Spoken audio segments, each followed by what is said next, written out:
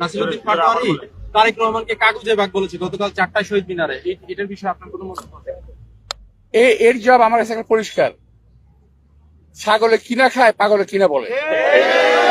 আব্বাস ভাই, সবাই বলছে আপনি অনেক ধৈর্যের পরিচয় দিচ্ছেন, অনেক স্লেজিং এর মুখে আছেন, আপনি আসলে বিষয়টা কিভাবে ম্যানেজ করছেন? এটা আমি মনে করি যে আল্লাহ তালা আমার একটা পরীক্ষা নিচ্ছেন, এবং আমি চাই যে আল্লাহ তালা যেন আমার ধৈর্য দ্বারা পরীক্ষাটা ইলেকশন মতো রাখেন। এটা কি আপনি কি একটা রাজনৈতিক কৌশল হিসেবে দেখছেন? আপনার মতো বলা হয় যে আপনি অনেক হেভি না, এটা হচ্ছে কি ইরিটেট করার জন্য, আমাকে একটু মানসিক ভাবে অশান্ত করার জন্য কোন একটা মহল করছে।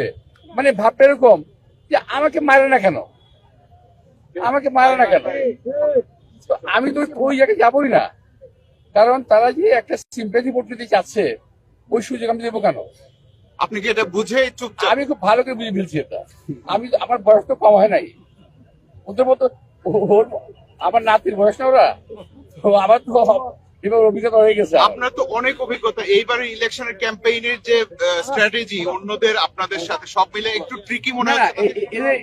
এবারে নির্বাচনে ওদের কোনো স্ট্র্যাটেজি নাই। ওদের স্ট্র্যাটেজি হলো কোন রকম ক্ষমতায় যাওয়া, পার্টিকে বিরক্ত করে, মানে কোনো বিরোধী দলকে, অপোজিশন পার্টিকে বিরক্ত করে একটা সিন ক্রিয়েট করে সিম্পেথি নেওয়া।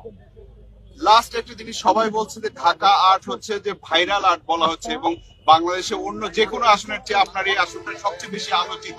এই বিষয়ে আপনি কি না, এটা হ্যাঁ, এটা হচ্ছে কি, আমি এক নাম্বার হলো এখানে আমি একমাত্র স্ট্যান্ডিং করি মেম্বার, এবং এখানে যা হচ্ছে এটা অনেকটা বিনোদনমূলক ঘটনা ঘটাচ্ছে কেউ কেউ, এই জন্য জনগণ এই দিন নজর খুব বেশি দিচ্ছে।